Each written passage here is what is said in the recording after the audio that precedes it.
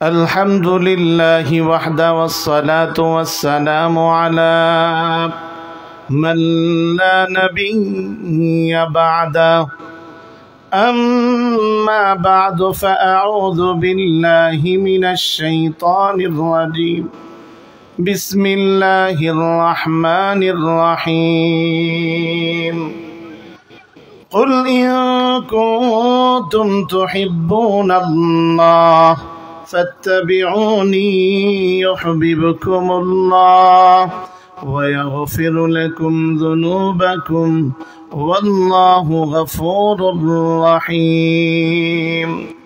وقال النبي صلى الله عليه وسلم: 4 إذا كن فيك فلا عليك ما فاتك من الدنيا: حفظ أمانة وصدق حديث وحسن خليقة وعفة في طعمة، أو كما قال النبي صلى الله عليه وسلم.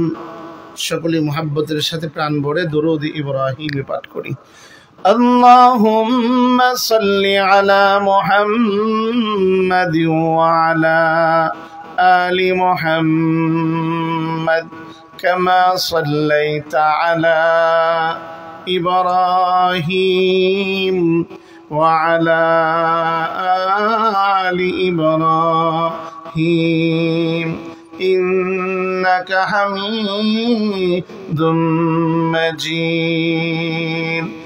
اللهم بارك على محمد وعلى آل محمد كما باركت على إبراهيم وعلى آل إبراهيم إنك حميد مجيد. মোল্লাপাড়া ইসলামী তরুণ যুব সংঘের উদ্যোগে আয়োজিত ৬ষ্ঠ বার্ষিক সিরাতুন নবী মাহফিলের প্রথম দিনের শেষ অধিবেশনের আমার অত্যন্ত শ্রদ্ধাভাজন সভাপতি, মঞ্চ উপবিষ্ট মুআজ্জাজ মুকাররম হযরত উলামায়ে কেরাম, সম্মুখ পানে উপবিষ্ট দিনদার ইমানদার মুসলমান ভাইরা, পর্দার অন্তরালে অবস্থানরত আমার অত্যন্ত শ্রদ্ধেয় মা ও বোনেরা, মহান আল্লাহ রাব্বুল আলামিনের আলিশান দরবারে লাখো কোটি শুকর ও সুজুদ যে মহান রাব্বুল আলামিন আমাকে আপনাকে অত্যন্ত মহব্বত করে ভালোবেসে বিশ্বনবীর বাসায় জান্নাতের বাগানে আসবার বসবার তৌফিক দান করেছেন।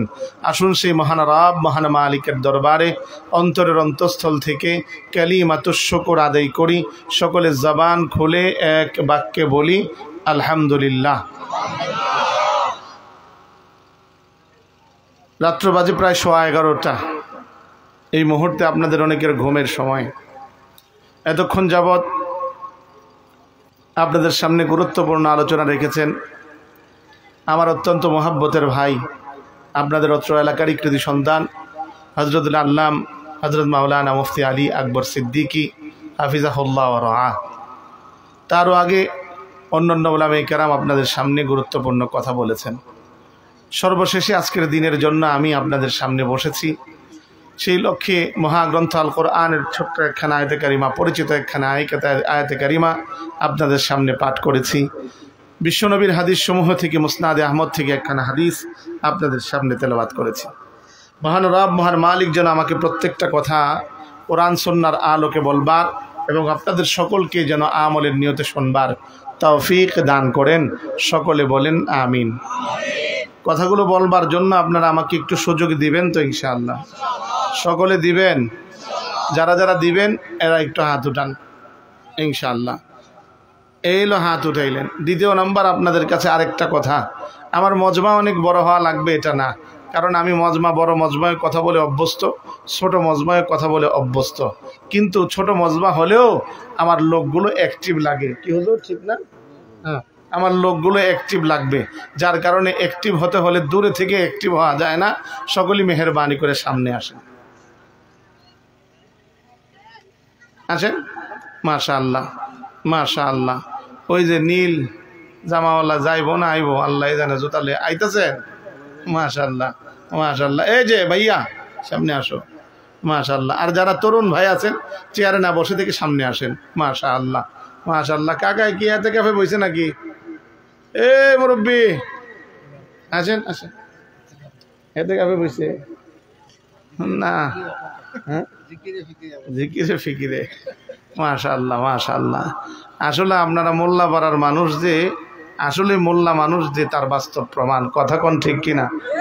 মোল্লা মানুষ থাকে সভ্য ভদ্র, আপনারা যে ভদ্র তার বাস্তব প্রমাণ হলো কেউ পিছনে ঠেডার মতো বসে থাকেন নাই। অনেক মাহফিলে বললো উঠতে চায় না, লড়েও না চড়েও না, ও যে ওই জায়গায় বইছে, হুজুর আমি গরম করছি না জায়গাটা, ও বলে গরম করছে, এটা মনে হয় সামনে আইলে গরম হইতো না। আল্লাহ কবুল করুন, জোরে বলেন আমিন, আরো জোরে বলেন না আমিন। মুসলমান আমার বন্ধু আমার ভাই, বিগত বছর 2 দিন আপনাদের এখানে কথা বলেছিলাম। প্রথম দিন কি বিষয়ে কথা বলেছিলাম?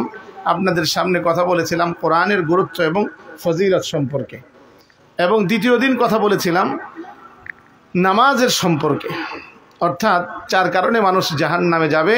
তার মধ্যে আমি আপনাদের সামনে শুধুমাত্র একটা কারণ আপনাদের সামনে বলতে পেরেছিলাম। আমার বন্ধুরা আমার ভাইয়ারা, আমি আজকে আপনাদের সামনে ভিন্ন একটা বিষয়, যেহেতু সিরাতুন নবী এই মাহফিল, আমাদের জীবনের মাঝে কিছু শিক্ষণীয় বিষয় দরকার, এজন্য সেই লক্ষ্যে আমি আপনাদের সামনে কোরআন এবং হাদিসের এই এমনি করে তেলাওয়াত করেছি। আমার আল্লাহ আমার তেলাওয়াতকৃত আয়াতের মধ্যে সর্বপ্রথম আমার নবীকে এভাবে ডেকে বলেন, কুল, নবী আপনি বলুন, ইন কুনতুম তুহিব্বুনাল্লাহ, তামাম পৃথিবীর এই মানুষগুলো যদি আল্লাহর ভালোবাসা পেতে চায়, ও মুসলমান আমার বন্ধু আমার ভাই, জানতে চাই বলেন তো দেখি আমরা নামাজ পড়ি কার ভালোবাসা পাওয়ার জন্য?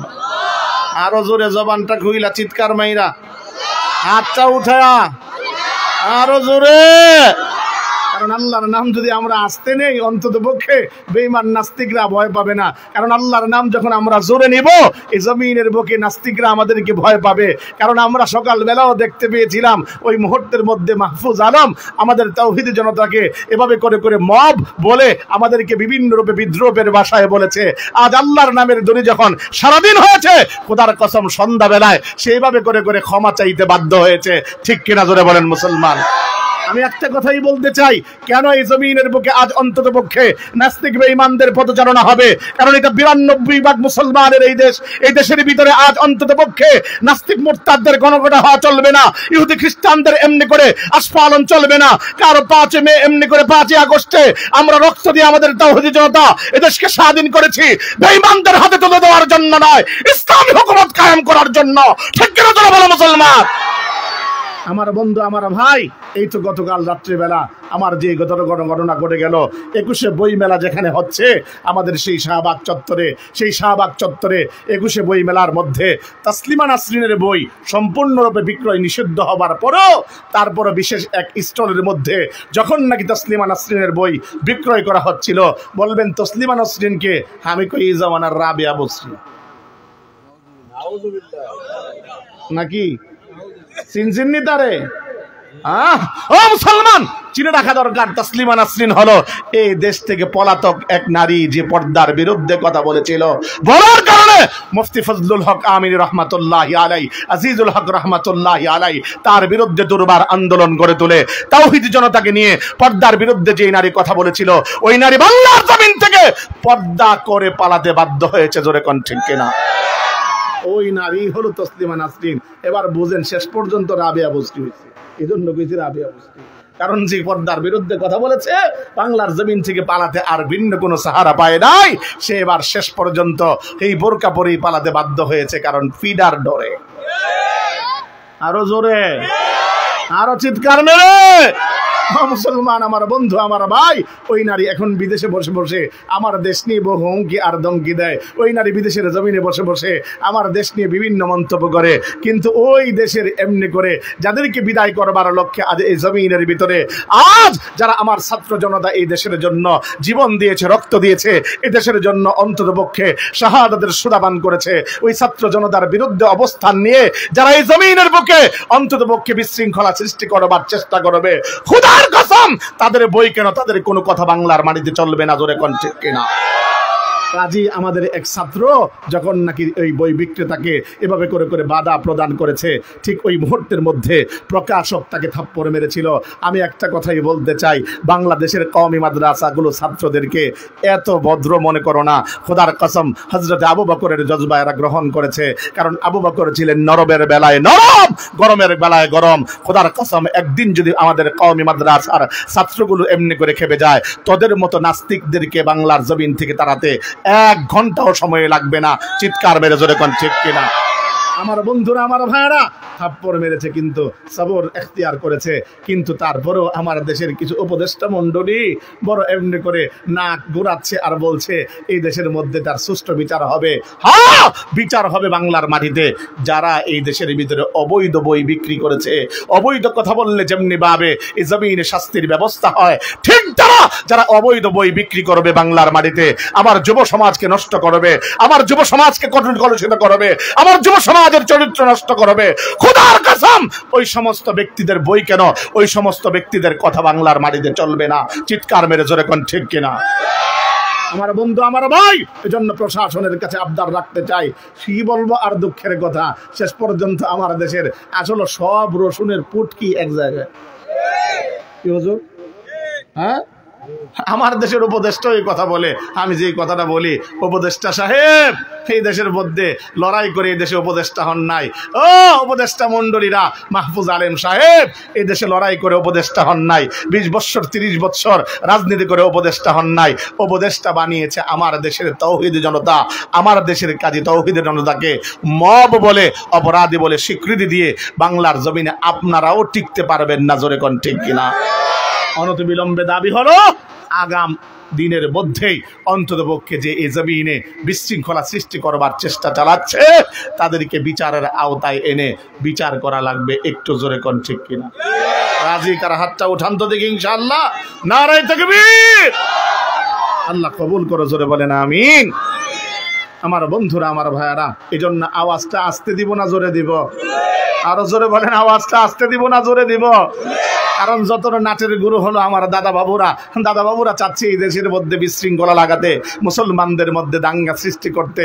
দাদা বাবুদেরকে একটা কথাই অন্তত পক্ষে জানান দিব, দাদা বাবুরা এই দেশ নিয়ে স্বপ্ন দেখা বাদ দাও। কারণ টুকুন এখন বর্তমানে 92% মুসলমানের এই দেশে, আরে শুধুমাত্র আলেমরাই জাগে নাই, শুধুমাত্র মোল্লারাই জাগে নাই, শুধুমাত্র মসজিদের ইমামও জাগে নাই, শুধুমাত্র এভাবে করে মাদ্রাসার ওস্তাদরাই জাগে নাই, বরং ছয় জমিনের ভিতরে সমস্ত মুসলিম উম্মাহ জেগেছে। কাজে তোমাদের রেহাই বাংলার মাটিতে হবে না। ঠিক কিনা তোমরা বলো মুসলমান? আগাম দিনে আইসো, অন্তত পক্ষে কবর রচনা তোমাদের এক একটার হবে। আরো জোরে কোন ঠিক কিনা? আমার বন্ধু, আমার ভাই, এজন্য অন্তত পক্ষে আমি আপনাদের কাছে বলে যেতে চাই, আওয়াজ আসতে হবে না জোরে হবে? আবার জোরে কোন তো একবার সুবহানাল্লাহ, আরো জোরে কোন তো আলহামদুলিল্লাহ। চিৎকার মেরে জবান খুলে বলেন তো আল্লাহু আকবার। মুসলমান আমার বন্ধুরা, আমার ভাইরা, আমার আল্লাহ ডেকে ডেকে বলেন, কুল হে নবী আপনি বলুন, ইন কুনতুম তুহিব্বুনাল্লাহ, तमाम পৃথিবীর সমস্ত মানুষ যদি আল্লাহর ভালোবাসা পেতে চায়, তাহলে আমি আল্লাহ, আমি বলছি তাদেরকে বলেন একটা কাজ করতে। আমি আল্লাহ পাক বলছি, সেটা হলো আপনি বলেন ফাত্তাবিউনি, তারা যেন আপনার অনুসরণ আর অনুকরণ করে। আমি আল্লাহ রাব্বুল আলামিন অনুসরণ আর অনুকরণ করবার ফলে আমি আল্লাহ তাদেরকে দুইটা জিনিস দান করব। এক নাম্বার হলো ইউহিব্বুকুমুল্লাহ, যেটা তাদের দরকার সেটা হলো আমি আল্লাহর ভালোবাসা, আমি আল্লাহর ভালোবাসা আমি তাদেরকে দিব। দ্বিতীয় নাম্বার পুরস্কার কি জানেননি? আমি আল্লাহ দ্বিতীয় নাম্বার পুরস্কার আমি আল্লাহ তাদেরকে দান করব, ওয়াগফিরু লাকুম যুনুবাকুম, আমি আল্লাহ তাদের জিন্দেগীর গুনাহকে maaf করব। জবান খুলে কন্না সুবহানাল্লাহ। দুইটা পুরস্কার আপনাদের কাছে অনেক সামান্য মনে হতে পারে, কিন্তু পৃথিবীর বুকে সবচেয়ে বড় পুরস্কার হলো এটা। এই দুনিয়ার জমিনে একজন ইমানদার আল্লাহর ভালোবাসা পাওয়া, এর থেকে আর বড় পাওয়া আর কিছু হতে পারে না। ও মুসলমান আমার বন্ধু, আমার ভাই, লক্ষ্য করে দেখেন, এই দুনিয়ার জমিনে যদি আজ এলাকার এমপি, মন্ত্রী, চেয়ারম্যান, মেম্বার যদি এই কথা বলে আমি তারে ভালোবাসি, মোল্লাপাড়ার এমনি করে কলিমুদ্দিনরে বড় পছন্দ করি, ভালোবাসি, তাহলে তার যেমন কোনো চিন্তা থাকে না, ফিকির থাকে না, তার যেমন কোনো ভয় থাকে না, ঠিক তথাপি এই দুনিয়ার জমিনে ইমানদারের বেলায় যদি আমার আল্লাহ বলেন আমি এই বান্দারে ভালোবাসি, আমার আল্লাহ বলে বান্দা চিন্তা নাই, ভয় নাই, জোরে কোন সুবহানাল্লাহ। দ্বিতীয় নাম্বার পুরস্কার হলো আমি আল্লাহ রাব্বুল আলামিন ওই বান্দার জিন্দেগির গুনাহকে মাফ করে দিব। ও মুসলমান আমার বন্ধু আমার ভাই, এই দুনিয়ার জমিনে এটা আপনার কাছে শুধু সামান্য মনে হতে পারে, কিন্তু সামান্য নয় রে মুসলমান। কারণটুকুন হলো এই দুনিয়ার জমিনে আল্লাহর ভালোবাসা পাওয়া আর দুনিয়ার জমিনে আল্লাহর পক্ষ থেকে ক্ষমা পাওয়া, এত বড় প্রতিদান, এত বড় প্রতিদান। আপনি দুনিয়ার জমিনে দালান কোঠা বাড়ি গাড়ি মিল ফ্যাক্টরি এমনকি সুন্দরী নারীর মালিক হলেন, কিন্তু ইন্তেকালের আগে আমার আল্লাহর তরফ থেকে আপনার জাহান্নাম থেকে মুক্তির ঘোষণা হলো না। আমার আল্লাহর কোরআনের ভাষা অনুযায়ী আপনার থেকে হতভাগা আর দুর্ভাগা আর কেউ হতে পারে না।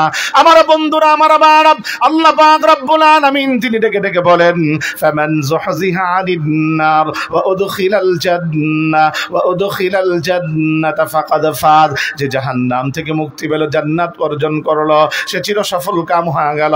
এই দুনিয়ার জমিনে আপনি কৃষক হন, ঠেলা হন, দিন মজুর হন, এই দুনিয়ার জমিনে যত সামান্য কাজ আপনি করেন না কেন, কিন্তু ইন্তেকালের আগে আমার আল্লাহর তরফ থেকে যদি জাহান্নাম থেকে মুক্তি জান্নাত অর্জনের সুসংবাদ পেয়ে যান, আল্লাহর কোরআনের ভাষায় আমার আল্লাহ বলেন ফাকাদ ফাজ, সে চির সফল কাম হয়ে গেল। জবান খুলে আবারও কন্যা সুবহানাল্লাহ। মুসলমান আমার বন্ধু আমার ভাই, এজন্য এই দুনিয়ার জমিনে দুইটা পুরস্কার পাওয়া যাবে। এক নম্বর দুনিয়ার জমিনে আল্লাহর ভালোবাসা, দ্বিতীয় নম্বর গুনাহ মাফ। এই দুইটা দুনিয়ার জমিনে পুরস্কার, কেবলমাত্র একটা জিনিস, সেটা হলো রসুলের ইত্তেবা আর অনুসরণ আর অনুকরণ। এই দুনিয়ার জমিনে রসুলের ইত্তেবা আর অনুসরণ আর অনুকরণ কখন আসবে? যখন রসুল্লাহর মোহাব্বত অন্তরে জাগবে। একটু জোরে কন্যা, আরো জোরে বলেন না। এই দুনিয়ার জমিনে রাসূলুল্লাহর মোহাব্বত যখন অন্তরে জাগবে, অন্তরে আসবে, তখনই এই ব্যাপারে দুনিয়ার জমিনে ইত্তেবা রাসূলুল্লাহর হবে। লম্বা করে আপনাদেরকে বলবো না, এই দুনিয়ার জমিনে রাসূলুল্লাহ নাই, রাসূলকে ভালোবাসবো কেমনে? বলে দেখে ভালোবাসবা না। ও উম্মত, আমার অনুসরণ আর অনুকরণ করার মাধ্যমে তুমি দুনিয়ার জমিনে আমারে ভালোবাসবে। আমার বন্ধু আমার ভাই, এজন্য আল্লাহর নবী বিশ্ব নবী রাহমাতাল লিল আলামিন উম্মতকে ডেকে ডেকে বলেন, উম্মত রে, দুনিয়ার জমিনে আমি থাকবো না, তবে আমি কিছু আদর্শ দুনিয়ার জমিনে এমনি করে তোমাদের জন্য রেখে যাব। ওই আদর্শগুলি যদি তোমরা এমনি করে ধরে রাখতে পারো, তাহলে তোমরা হবে তামাম দুনিয়ার বাদশা, আর তামাম দুনিয়া হবে তোমাদের গোলাম। আল্লাহর নবী বলেন, আরবাউন ইযা কুন্না ফীকা ফালা আলাইকা মা ফাতাকা মিনাদ দুনিয়া হিফযু আমানাতিন। আল্লাহর নবী বলেন, সর্বপ্রথম সেই গুণটা হলো তোমরা আমানতের হেফাজত করো। আমানতের হিফাজত করো। আমানত কি? আজ আমানতের হিফাজত আমাদের মধ্যে নাই। আমরা হলাম আজ খেয়ানতের প্রতিযোগিতায় বিভোর। ও মুসলমান আমার বন্ধু আমার ভাই, অথচ আমার নবী ছিলেন এই পৃথিবীর বুকে শ্রেষ্ঠ আমানতদার। এমনকি আমার নবী দুনিয়ার জমিনে কেমন আমানতদার ছিলেন, মক্কার ওই জমিনে যখন নাকি বেঈমানগুলো এমনি করে আবু জাহেল ডেকে ডেকে বলতো, এই মক্কার মানুষেরা, আমার তো বহু নেতা হিসাবে বাহবা দাও, আমার তো বহুত সাধুবাদ জানাও, কিন্তু টাকা পয়সা স্বর্ণ গয়না তোমরা তো আমার কাছে গচ্ছিত রাখো না, আমার কাছে আমানত রাখো না। ঘটনাটা কি? ওই মুহূর্তের মধ্যে মক্কার মানুষগুলো বলতো এই কথা, শোনো আবু জাহেল, তুমি তো হলে একজন রক্ষক নামের বক্ষক, কিন্তু আমাদের সন্তান মুহাম্মদ সে যেমন আল আমিন, সে চির আমানতদার। চিৎকার মেরে জবান খুলে কোন সুবহানাল্লাহ। মুসলমান আমার বন্ধুরা আমার ভাইরা, নবী আমার কেমন আমানতদার ছিলেন। আল্লাহর নবী বিশ্ব নবী রাহমাতাল লিল আলামিন, তিনি এত পরিমাণ আমানতদার ছিলেন। মক্কার জমিন থেকে যেদিন রাসূল বিদায় হয়ে যাবেন, আল্লাহ পাক যেদিন এমনি করে হিজরাতের ঘোষণা দিয়ে দিলেন, আমার নবী মক্কা ছেড়ে চলে যাবেন, আমার নবীর কাছে এমনি করে শত মানুষের আমানত রয়েছে। নবী পারতেন তাদের এমনি করে সমস্ত মাল, এমনি করে স্বর্ণ গহনাগুলো নিয়ে মক্কার জমিন থেকে বিদায় নিয়ে চলে যেতে, কিন্তু আমার নবীজি এবার ডেকে ডেকে বলতে লাগলেন, আলী রে, ও আলী, তুই এমনি করে আমি মক্কার জমিন থেকে চলে যাব, তোমার কাছে আমি একটা ওয়াদা নিতে চাই, তুমি আমার সঙ্গে এই মুহূর্তে যাবে না।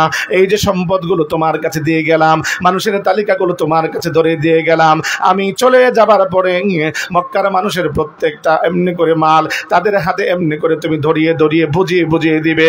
আল্লাহর নবী চলে গেলেন। হযরত আলী রাদিয়াল্লাহু তাআলা আনহু মক্কার মানুষের সমস্ত আমানত আস্তে আস্তে করে তাদের মাঝে মাঝে বুঝিয়ে দিলেন। এজন্যই আমার নবী এই কথা বলতে পেরেছেন।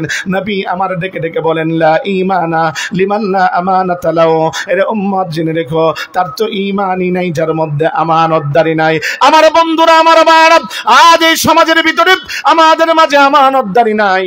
আমাদের মাঝে কেবলমাত্র আছে শুধুমাত্র খেয়ানত আর খেয়ানত। কেমন করে খেয়ানত আপনাদেরকে বলি। আজ জমিনের মধ্যে যাবার পরে অন্যের জমিনের লাইল কাটার অভ্যাস মোল্লা পাড়ায় আছে না নাই? আসতে কোন না, আপনার আসতে কইলে জোরে কোন, এবার জোরে কোন আছে না নাই?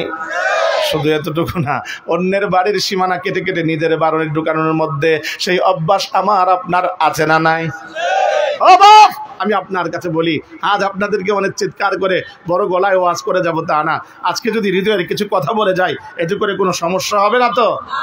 আমার বন্ধুরা, আমার ভাইরা, জীবন সংশোধনের কিছু কথা আমি আজকে আপনাদের সামনে বলার লক্ষ্যে এই হাদিসটা আপনাদের সামনে পাঠ করেছি। বাস্তব কথাগুলো আপনাদেরকে শোনাবার লক্ষ্যেই আজ আপনাদের সামনে হাদিসখানা বলেছি। আমার বন্ধুরা, আমার ভাইরা, আজ সমাজের অবস্থা হলো অন্যের উপরে জুলুম করে কিভাবে খাওয়া যায়, অন্যকে কিভাবে ঠকানো যায়, এটা আজ বর্তমানে আমাদের মধ্যে প্রবণতা বেশি বেড়ে গিয়েছে। আর যে করতে পারে তার বাহাদুরিও বড়। অমুককে ঠকাইলাম, অমুকের বাড়ি এমনি করে দখল করতে পারলাম, অমুকের জমিনের এরি ক্ষেতের লাইল আমি কাটতে পারলাম, এটা তার বড় ফুটানির শেষ নাই। একটু জোরে কোন ঠিক কিনা? আমি আপনার কাছে একটা কথা বলি বাপ, খেয়াল করেন আমার কথা। এই দুনিয়ার জমিনে অন্যের জমিন কেটে আপনি আপনার জমিনে ঢুকালেন, অন্যের বাড়ি কেটে আপনার অন্যের পিঠা কেটে আপনার বাড়ির মধ্যে আপনি ঢুকালেন। বলেন এই দুনিয়ার জমিনে কতদিন থাকবেন? আর চলেই বা গেলে এই জমিনটাকে আপনি নিয়ে যেতে পারবেন কিনা? আমি বলি না, এই দুনিয়ার জমিনে আপনি বেশি দিনও থাকবেন না। এই দুনিয়ার জমিন থেকে এমনি করে চলে গেলেও অন্যের এই বাড়ি যে কেটে নিজের বাড়িতে ঢুকালেন, অন্যের লাইল কেটে যে নিজের লাইলের ভিতরে ঢুকিয়ে জমিনটাকে এমনি করে বড় করলেন, ওই জমিনও আপনি নিয়ে যেতে পারবেন না। আর টাকা দেখেন না, আজ যেই বাড়িতে আপনি বসবাস করছেন সেই বাড়ি কিন্তু আপনার না, আপনার আগে ছিল এই বাড়ির মালিক আপনার বাবা। এই দুনিয়ার জমিনে এই বাড়ির মালিক আপনার বাবার আগে ছিল আপনার দাদা। এই দুনিয়ার জমিনে আপনার দাদার আগে আপনার এমনি করে এই বাড়ির মালিক ছিল আপনার দাদার বাবা। এই দুনিয়ার জমিনে আজ এমনি করে আপনার ওই দাদার আগে, দাদার বাবার আগে একজন মালিক ছিল তিনার বাবা। এভাবে করে করে ওই অতীত দিকে তাকায় দেখেন। এমনি করো এই দুনিয়ার জমিন থেকে যখন আপনি বিদায় হয়ে যাবেন বাপ, এই দুনিয়ার জমিনে অন্তত পক্ষে চলে যাবার পরে এই বাড়ির মালিক হবে এভাবে করে করে আপনার সন্তান। এই দুনিয়ার জমিনে আপনি চলে যাবার পরে এই দুনিয়ার জমিন থেকে আপনার সন্তান বিদায় নিলে এই বাড়ির মালিক হবে আপনার নাতি। এভাবে ক্রমান্বয়ে চলে যাবে। আচ্ছা বলেন, আপনার কাছে একটা কথা জানতে চাই, এই দুনিয়ার জমিনে আপনি যেই বাড়ির মালিক, এই মালিকের অন্তত পক্ষে কয়জনের নাম জানেন? হয়তো বা বাবার নাম জানেন, হয়তো বা দাদার নাম জানেন, কিন্তু এই মজলিসের ভিতরে আমি যদি অন্তত পক্ষে গ্যারান্টি দিয়ে বলতে পারবো এর উপরে যারা আছে, অর্থাৎ দাদার বাবার নাম অন্তত পক্ষে 10-15 জন ছাড়া বাকি কেউ বলতে পারবে না। জোরে কোন ঠিক কিনা? আপনিও চলে যাবেন বাপ, এই দুনিয়ার মায়া ছেড়ে চলে যাওয়া লাগবে সবাইকে। বলেন এই দুনিয়ার জমিন থেকে যখন চলে যাবেন ওই মুহূর্তে আপনার অন্ততপক্ষে সন্তান আপনার কথা মনে রাখবে, সন্তান থেকে নাতি আপনাকে শুধুমাত্র আপনার নামটা জানবে, কিন্তু চলে যাবার পরে তারপরের জেনারেশন আপনার কথা মনে রাখবে না। বলেন কিন্তু কাজটা যা করে গেলেন, অন্যের সম্পত্তিটাকে নিজের মাঝে দখল করে অন্ততপক্ষে অপরাধ যেটা করলেন সেটা হলো সে তার জমিন পেল, বিনিময়ে আপনি কি পেলেন? কবরের মধ্যে শাস্তির গাঁঠি আপনি নিয়ে গেলেন। জোরে কোন ঠিক কিনা? হায় আমার বাপ, একবার তো খেয়াল করেন, অন্তত পক্ষে বিদায় নেবার পরে আপনাকে অন্তত পক্ষে ময়দানে মাহশরে আল্লাহর আদালতে আপনাকেই দাঁড়াতে হবে। আপনার সন্তান জবাবদিহি করবে না, আপনার নাতি জবাবদিহিতার কাঠগড়ায় দাঁড়াবে না, আপনি আল্লাহর কাছে দাঁড়াতে হবে। কেমন ভাবে আপনি দাঁড়াবেন জানেন? রাসূলুল্লাহ বলেন, ও উম্মত জেনে রেখো, শোনো সাহাবীরা বলো এই দুনিয়ার জমিনে সবচেয়ে বড় নিঃস্ব আর ফকিরকে? সাহাবীরা বলে, ইয়া রাসূলুল্লাহ, যার মাল নাই সেই তো বড় নিঃস্ব, যার মাল নাই সেই তো বড় ফকির। নবী আমার ডেকে ডেকে বলেন, সাহাবীরা রে, না, এই দুনিয়ার জমিন থেকে অনেকে নেকের বোঝা নিয়ে ময়দানে মাহশরে যখন বান্দা উঠবে, এমন সময় আমার সেই উম্মত এমনি যখন নেকের কারণে জান্নাতের ফয়সালা হবে, ঠিক ওই মুহূর্তের মাঝে এমনি সময় যখন জান্নাতে যেতে থাকবে, পাওনাদার তাকে দাঁড় করিয়ে দিবে, দাঁড় করিয়ে এবার বলতে থাকবে, দুনিয়ার জমিনে তো অন্তত পক্ষে তোমারে পাই নাই, দুনিয়ার জমিনে তোমার ক্ষমতা ছিল, তোমার লাঠির জোর ছিল, তোমার সন্তানের জোর ছিল, কিছু বলতে পারি নাই, আজ তো আল্লাহর আদালতে, আজ এই জমিনের বুকে অন্তত পক্ষে যেহেতু পারি নাই, ময়দানে মাহশরে তোমারে ধরলাম। আল্লাহকে বলবেন, আল্লাহ আজ তো আপনি আহকামুল হাকিমিন, আল্লাহ আমার পাওনাটা পরিশোধ করতে বলেন। ও আমার বন্ধু, আমার ভাই, দুনিয়ার জমিনে যেমন বাংলার টাকা এমনি করে ইন্ডিয়াতে চলে না, সেই জায়গায় চলে রুপি। ইন্ডিয়ার রুপি যেমনি করে সৌদি আরবে চলে না, সেই জায়গায় চলে রিয়াল। এমনি করে রিয়াল যেমনি ভাবে সৌদি আরবের জমিন পার হলে যেমনি করে আমেরিকাতে চলে না, সেই জায়গায় চলে ডলার। এই দুনিয়ার জমিনে অর্থ চলেছে, কিন্তু ময়দানে মাহশরে অর্থ চলবে না, সন্তান চলবে না, ওই জমিনে চলবে কেবলমাত্র নেক। আমার আল্লাহ বলবেন, বান্দা এবার নেক এমনি করে পরিশোধ কর। কিভাবে আল্লাহ বলে, নেক দিয়ে পরিশোধ কর। ও মুসলমান, আমার বন্ধু, আমার ভাই, যখন তার নেক দিতে থাকবে পাওনাদারকে, দিতে দিতে দিতে দিতে এক সময় সে নিঃস্ব হয়ে যাবে, তারপরে তার পাওনা পরিশোধ হবে না। পরিশেষে এবার বলবে, আল্লাহ আর কি দিয়ে পরিশোধ করব? আমার আল্লাহ ডেকে ডেকে বলবে, বান্দা এবার একটা কাজ কর, পাওনাদারের যে গুনাহগুলো আছে সেগুলো তোর কাদের ভিতরে উঠানে, তারপরেও তার নেক এমনি করে তার পাওনাটা পরিশোধ কর। ও মুসলমান, আমার বন্ধু, আমার ভাই, যখন এত শত নেক নিয়ে উঠবার পরও সে ব্যক্তির নেক শূন্য হয়ে যখন অপরের এমনি করে গুনাহ কাদের মধ্যে নিবে, রাসূলুল্লাহ বলেন তার চাইতে হতভাগা দুর্ভাগা নিঃস্ব আর কেউ হতে পারে না। এজন্য আপনাদের কাছে একটা কথা বলি, বাপ অন্যের হক মেরে খেয়েন না, এই দুনিয়ার জমিনে অন্যকে ঠকায়েন না, অন্যের জমিন নিজের করে বানিয়ে নিয়েন না, অন্যের এমনি করে পিরাটা নিজের দখল করে নিজের জমিন বানিয়েন না, নিজের বাড়ি বানাবেন না। যদি বানান, রাসূলুল্লাহ বলেন শহীদের সব গুনাহ মাফ ইল্লা দাইন, কেবলমাত্র ঋণ ছাড়া। এই দুনিয়ার জমিনে সে যদি কোনো পাওনা থাকে, দুনিয়ার জমিনে আমার আল্লাহ বান্দার হক হিসাবে তার সেটা মাফ করবেন না। আল্লাহ চাইলে দুনিয়ার জমিন থেকে সে যত হক আল্লাহর মেরেছে, নামাজ পড়ে নাই, রোজা করে নাই, যত হক মেরেছে আমার আল্লাহ চাইলে মাফ করতে পারেন, কেবলমাত্র বান্দার হক আমার আল্লাহ মাফ করবেন না।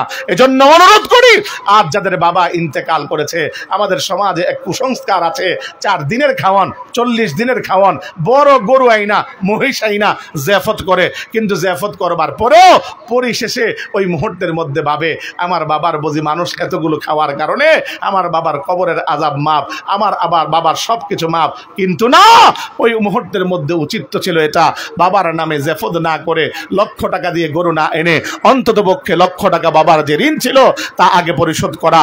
কারণ যদি অন্তত পক্ষে কবরে বাবার শান্তি চান, গরু দিয়ে নয়, বাবার ঋণগুলো পরিশোধ করে যান। জোরে কোন ঠিক কিনা? মুসলমান আমার বন্ধুরা, আমার বাবা, ছোট্ট একটা হাদিস আপনাদেরকে শোনাই। আল্লাহর নবী, বিশ্ব নবী রাহমাতাল লিল আলামিন, তিনি একদিন এক জানাজার মধ্যে গেলেন। জানাজার মধ্যে যাবার পরে নবী আমার এবার সাহাবীদেরকে জিজ্ঞাসা করেন, সাহাবীরা ব্যক্তিটা কেমন ছিল? বলে, ইয়া রাসূলুল্লাহ বড় ভালো মানুষ ছিল, তবে তার মধ্যে একটা সমস্যা ছিল। বলে, কি সমস্যা সেটা? বলে, ইয়া রাসূলুল্লাহ সে মানুষের কাছে ঋণ করে গিয়েছে, মানুষ তার কাছে অনেক পাওনা আছে। আল্লাহর নবী এবার ডেকে ডেকে বলতে লাগলেন, সে কি কারো কাছে ওসিয়ত করে গিয়েছে কিনা? বলে, ইয়া রাসূলুল্লাহ নবী না গো, কারো কাছেই তো ওসিয়ত করে যায় নাই। আল্লাহর নবী এবার বলতে লাগলেন, না আমি তার জানাজার নামাজ পড়ব না। আচ্ছা জানতে চাই, নবী যদি জানাজার নামাজ পড়ান, আবু বকর কি জানাজার নামাজ পড়াবেন কি? একটু জোরে কর না। হযরতে ওমর, হযরতে আলী, হযরতে ওসমান, নবী না পড়ালে কোন সাহাবী এই সাহাবীর জানাজার নামাজ পড়াবেন না। যার কারণে একজন সাহাবী দাঁড়া গেলেন, বলতে লাগলেন, ইয়া রাসূলুল্লাহ, ওগো নবীজি, আমি আমার ভাইয়ের জিম্মাদার হলাম, তার ঋণটা আমি পরিশোধ করে দিব। আল্লাহর নবী জানাজার নামাজ পড়ালেন। জানাজার নামাজ পড়াবার পরে এই মুহূর্তে তাকে দাফন করলেন। প্রথমবার ওই জিম্মাদার ওই এমনি করে সাহাবীর সঙ্গে সাক্ষাৎ হলো। নবী আমার ডেকে ডেকে বলতে লাগলেন, সাহাবীরে তোমার ভাইয়ের ঋণটুকুন কি আদায় করেছ?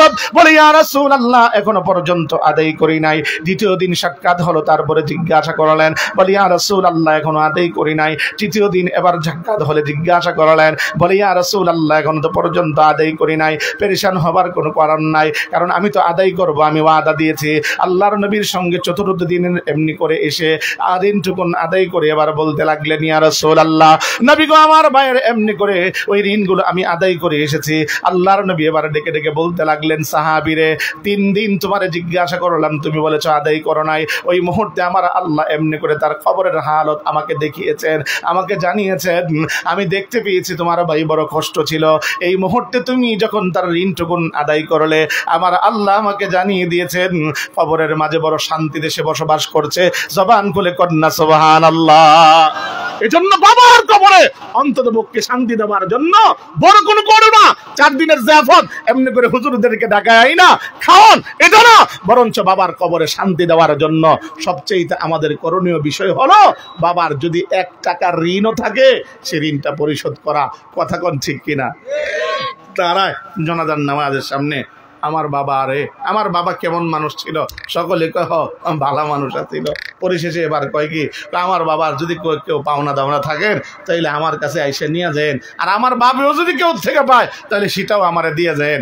কিন্তু পাওনা দাঁড়াইয়া পায়ের জোতা ক্ষয় করতে করতে মোটামুটি ভাবে 5-7 জোতা ক্ষয় করে, কিন্তু অন্তত পক্ষে বাবার টাকাটা দেয় না। আবার সমাজে বড় এমনি করে হাউকারি কইরা বড় করে চলাফেরা করে, আরে আমার বাবা তমুক ছিল, অমুক ছিল, মেম্বার ছিল, চেয়ারম্যান ছিল, হাজী সাহেব, গাজী সাহেব। এই দুনিয়ায় পরিচয় এটা চলবে, আমার আল্লাহর আদালতে কখনো এই পরিচয় চলবে না। একটু জোরে কোন ঠিক কিনা? সমাজে বাস্তব এই ঘটনাগুলো ঘটছে কি ঘটছে না? এই কথাগুলো দরকার আছে না নাই? আপনারা জানেন আমি বক্তাই খালি উড়াধুরা বক্তা, তবে এটাও বুঝা রেখেন আমি উড়াধুরা ছাড়াও কিছু কথা বলতে পারি। এই সামাজিক কিছু কথা আমাদের বোঝার দরকার আছে না নাই? ও ভাই, আজ সমাজটা এগুলো অন্ধকার ছেয়ে গিয়েছে, আর জুলুম আর এমনি করে এই সমাজের ভিতরে এমনি করে মানুষের উপরে জুলুম চলছে। আমানতের খেয়ানতের আজ প্রতিযোগী। এই যে মুরব্বী আইবেন, আইতেছেন? আচ্ছা, মাশাআল্লাহ। আপনারা ভাইবেন না আমি আবার সাধারণ এমনি করে হুজুর। আপনারা অনেকে ভাবতেছেন যে হুজুর আমি তো উঠতে দৌড় মারো, আমি কে যাইতে পারতেন না, কারণ আমি বসছি তো। আমি অন্তত পক্ষে সময় আপনাদেরকে 12টা পর্যন্ত নিছি কথাগুলো শোনানোর লক্ষ্যে। এই যে আপনাদের এলাকার ছেলে শালু মোল্লা, আজকে 2টা বাইন্না আমার আনছে, হুজুর আওয়া লাগবো, হুজুরের মাদ্রাসায় আইছিলাম, হুজুরের কষ্ট দিয়ে গেছে হুজুর না, হ্যাঁ হুজুরের মাদ্রাসায় আসছিলাম। অতএব এই শালু মোল্লা সাহেব আজকে আবার আমার 2টা আনছে। দোয়া করি আল্লাহ তারে কবুল করুক, এবং পাশাপাশি তার সন্তান যেগুলো আছে সেগুলোকে আবেদা সালেহা পরহেজগার মুত্তাকিনী হিসাবে কবুল করুক। একটু চিৎকার মেরে জবান খুলে বলেন আমিন। আমার বন্ধুরা, আমার ভাইরা, আমি যে কথাটা বলতে চাই, আজ এই যুব সমাজের মাহফিল, গত বছরে ছিলাম, যুবকগুলো আসলে বিশেষ করে মোহাব্বতের স্নেহের সে সাইফুর রহমান সাইফি, তারপরে মামুন, আরও আমার অনেক ভাইয়েরা আছে যাদের নাম অজানা, কিন্তু এদের আন্তরিকতা বড় ভালো, অনেক মোহাব্বত এরা করে, যথেষ্ট আন্তরিকতা দেখায়। আমি দোয়া করি আল্লাহ এই তরুণ নওজোয়ান তরুণ যুবকগুলোকে আল্লাহ হযরতে ওমরের মতো করে কবুল করুক। চিৎকার মেরে জোরে কোন আমিন। আর আপনারা বুড়া বাবার আরে হযরতে আবু বকরের মতো বানায় দেব। আরো জোরে বলবেন না? আরো জোরে। নিজে করলে দোয়া করলে আপনারা খুশি হন না, নিজে করলে দোয়া করলে তো বেশি খুশি হওয়ার কথা। তো আপনাদের জন্য যেহেতু দোয়া করছি, একটু আরো চিৎকার মেরে কোন তো আমিন। মাশাআল্লাহ, মাশাআল্লাহ। মুসলমান আমার বন্ধুরা, আমার বাবা, নবী এমনি করে আমানতের গুরুত্ব দিয়েছেন। আল্লাহ পাক কেমন গুরুত্ব এমনি করে দিলেন, ছোট্ট করে আপনাদেরকে বোঝাই। আমার নবী যখন মক্কায়, আমার নবী ওসমান ইবনে তালহাকে ডেকে ডেকে বলতে লাগলেন, ওসমান, বাইতুল্লাহর চাবিখানা তোমার হাতে, দাও না একটু বাইতুল্লাহে ঢুকবো, 2 রাকাত নামাজ আমি আদায় করব। ওই ওসমান ইবনে তালহা ডেকে ডেকে বলতে লাগলো, মুহাম্মদ, দেওয়া যাবে না, কারণ মক্কার লিডারগুলো আমার কাছে চাবিখানা আমানত রেখেছে। আল্লাহর নবী বিশ্ব নবী রাহমাতাল লিল আলামিন ডেকে ডেকে বলতে লাগলেন, ওসমান, একদিন শুনে রেখো, এই বাইতুল্লাহ আমি মক্কা বিজয় আমি একদিন করব, এবং এই বাইতুল্লাহর চাবিখানা তোমার হাত থেকে আমি কেড়ে নেব। আল্লাহর নবী মক্কা থেকে চলে গেলেন মদিনায়, পুনরায় আবার এমনি করে মক্কা বিজয় করলেন। নবী আমার আসবার পরে সর্বপ্রথম কিছু মানুষকে খুঁজতেছিলেন, তন্মধ্যে ওসমানকেও নবীজি খুঁজলেন। ওসমান সামনে আসলো, ওসমান কাঁপতে লাগলো। নবী আমার ডেকে ডেকে বলতে লাগলেন, ওসমান, বলেছিলাম তোমাকে এমনি করে বাইতুল্লাহর চাবিখানা দিতে, ওই মুহূর্তে তুমি দাও নাই, কিন্তু বলেছিলাম এই চাবিখানা আমার হাতে আসবে। ওসমান ডেকে ডেকে বলে, মুহাম্মদ যখন বলেছেন তখনই তো বিশ্বাস করেছি, বিশ্বাস করার কোনো না করার কোনো অবকাশ নাই, কারণ আপনি যা বলেন সত্য বলেন, মিথ্যা বলেন না। জবান খুলে কন্যা সুবহানাল্লাহ। আমার নবীজি আবার ডেকে ডেকে বললেন, ওসমান, দাও এবার চাবিখানা। যখন চাবিখানা নবীজির হাতের মধ্যে নিলেন, পাশেই ছিলেন হযরতে আলী, অন্যান্য সাহাবী। আল্লাহর নবীর এবারে হাতের মধ্যে চাবিখানা দেখে হযরতে আলী তুমির জামাতা মনে মনে ভাবতে লাগলেন, নবী ওসমান থেকে চাবিখানা নিয়ে নিয়েছে, এবার বুঝি বাইতুল্লাহর চাবিখানা আমার হাতে দিবে। এভাবে অন্যান্য সাহাবীরা মনে মনে ভাবতে লাগলেন। সঙ্গে সঙ্গে আমার আল্লাহ কোরআনের আয়াত নাজিল করে দিলেন, ইন্নাল্লাহা ইয়া'মুরু আন তুআদ্দুল আমানাতি ইলা আহলিহা, নিশ্চয় নিশ্চয় আল্লাহ রাব্বুল আলামিন আপনাকে নির্দেশ করছেন আমানতের হকদারের কাছে তারা আমানত বুঝা দেন। তার মানে আমার আল্লাহ ওই চাবিখানা ওসমানের হাতেই দিয়ে দিতে বললেন। আমার নবী সঙ্গে সঙ্গে তা পালন করলেন, ওসমানের হাতেই চাবিখানা বুঝিয়ে দিলেন। আমার আল্লাহ রাব্বুল আলামিন নির্দেশে যখন নাকি নবী ওসমানের হাতের মধ্যে চাবিখানা বুঝিয়ে দিলেন, এমন ভাবে এই চাবিখানা তার বংশের মাঝে সংরক্ষিত আছে। ইতিহাস ইবনে করে প্রমাণ করে এখনো পর্যন্ত ওই ওসমান ইবনে তালহার হাতে বংশ পরম্পরায় তাদের বংশের মাঝে এই চাবিখানা বিদ্যমান আছে। জবান খুলে কন্যা সুবহানাল্লাহ। আমার নবী আমানতের বেলায় গুরুত্ব দিলেন, আমার আল্লাহ এই ব্যাপারে আমানতের বেলায় কত গুরুত্ব দিলেন। ও মুসলমান আমার বন্ধু আমার ভাই, কাজে এই দুনিয়ার জমিনে আমানতের খেয়ানত করা যাবে না। যদি আমানতের হেফাজত করতে পারেন, যদি কি হবে আমি আপনাদেরকে ছোট্ট করে বুঝিয়ে যাই। তাজকিরাতুর রশিদ একখানা কিতাব আছে, এই কিতাবের মধ্যে একটা ঘটনা উল্লেখ হয়েছে। আগেরকার বাজার ঘাট তো সপ্তাহে একদিন বসতো, আমাদের তো এখন বাজার ঘাট মোল্লা পাড়ার অভাব নাই। এখানে গেলেই বাজারে সকালে তরি তরকারি, অন্যান্য সবজি, অন্যান্য সবকিছু বাজার ঘাট পাওয়া যায়। কিন্তু আগে সহসায় বাজার ঘাট হতো না, সপ্তাহে একদিন বাজার মেলতো, ওই মুহূর্তে সকলে যেত, যাবার পরে সেখান থেকে বাজার কিনে সাপ্তাহিক বাজার করে আসতো। ও আমার বন্ধু আমার ভাই, এক বৃদ্ধা মহিলা লাঠিতে বর করে করে বাজারে গিয়েছে। বাজারে যাবার পরে এবার সেখান থেকে এক কৌটা ঘি ক্রয় করেছে। এক কৌটা ঘি ক্রয় করবার পরে এবার সেই ঘি নিয়ে যখন বাড়িতে এসেছে, বৃদ্ধা মহিলা এবার ঘিয়ের কৌটা খুলে যখন ঘি ঢেলেছে, টাকা দেখে ওই ঘিয়ের সঙ্গে একটা পয়সা, এক পয়সা দেখবার পরে মহিলা এবার ভাবতে লাগলো, আরে আমি তো ঘি বিক্রেতা থেকে কেবলমাত্র ঘি ক্রয় করেছি, আমি তো পয়সা ক্রয় করি নাই, কাজী এই পয়সার মালিক আমি না, এই পয়সার মালিক হলো ওই ঘি বিক্রেতা। ওই ঘি বিক্রেতার এই পয়সাটা এটা আমানত রেখে নিজে এই ঘি এমনি করে এই ঘি বিক্রেতার কাছে এই পয়সাটাকে ফেরত দেওয়ার লক্ষ্যে পরের সপ্তাহ বাজারে গেল।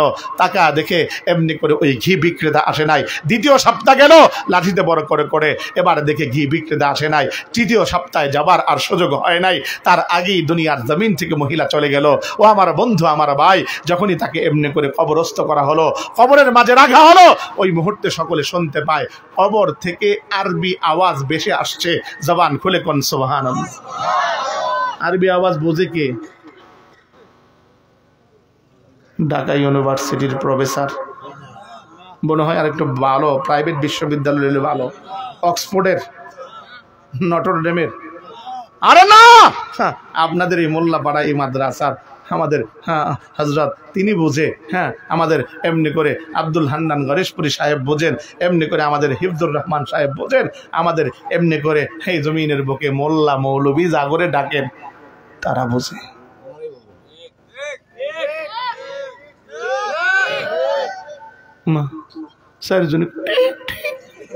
আরে জোরে কোন ঠিক কিনা? হ্যাঁ, ওই মোল্লা মৌলবী তো দেওয়া হয় না, দরকার হয় না, বলি ও মোল্লা মৌলবী রে, মুখটারে ব্যঙ্গায় কয়। জানেন আমাদের সমাজে এমন কিছু লোক আছে যারা এই যে এই জায়গার মধ্যে বৈশা, এটা আপনাদের কথা বলতেছি না, আমার ঢাকার কথা বলতেছি, দোকানের মধ্যে বৈশা একটা মনে করেন আপনার মুরব্বী হয়ে গেছে, কিন্তু চুলদারি পাইকা গেছে, কিন্তু কথা হলো একটা চা নিব, একটা বন নিব, আর চায়ের মধ্যে চুম্বন দিবার কইব না, বালা লোক নাই, উনি বালা লোক খুঁজে পায় না, উনি ভাবে উনি নিজেই ভালো আর কেউ ভালো না। আর হুজুরে দেখলে ওনার সহ্য হয় না, কি কয় জানেন? মনে করেন আপনার এই হুজুরে যদি দেখে, ও এই দেশের মোল্লা মৌলবীদের তো খেয়ে দিয়ে কোনো কাজ নেই, খালি মানুষের বাড়িতে দাওয়াতই খায়। যদি ইমাম সাহেব মনে করেন আপনার একটু জোরে হাঁটে, আপনাদের হিফজুর রহমান সাহেব হুজুর, আমাদের শ্রদ্ধেয় হুজুর যদি একটু জোরে হাঁটে, এই কাকা কাকা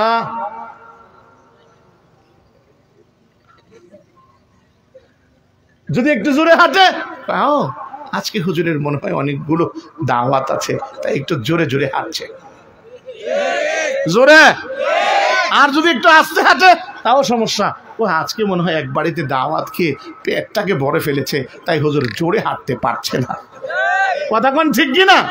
আরে এতটুকু না, আম করে কয়, ও হুজুরদের দৌড়ার কতটুকু পর্যন্ত, মোল্লার দৌড় তো মসজিদ পর্যন্ত।